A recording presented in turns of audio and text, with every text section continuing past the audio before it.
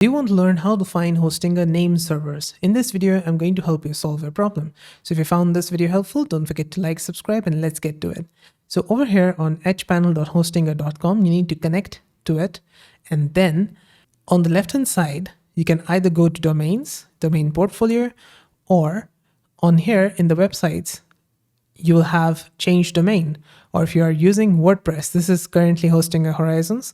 If you're using WordPress, you need to go inside that website and then you can do that. So what I'm going to do is go to domain portfolio here and I will go down. I've got this, and inside it, I'm going to click on edit DNS.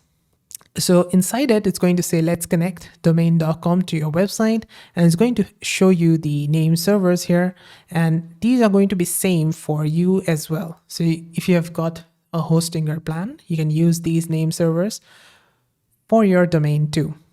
So you just have to go over to your Namecheap or any other domain provider that you've got.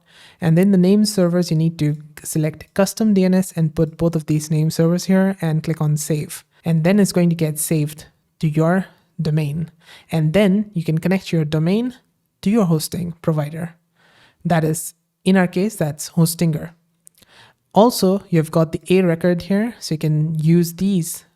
Go over to advanced DNS, and inside here, you need to add the A record, both of the A records in the host records page. And that's it. Once you're done, you just need to say, I've changed the name server records and finish. And that's what you need to do. So if you found this video helpful, let me know with the like and comment. And if you've got any questions, let me know as well. There's a playlist on the right that's going to pop up, so you can check out my other tutorials on Hostinger, AI Website Builder, and Hostinger Horizons there. See you there. Bye for now.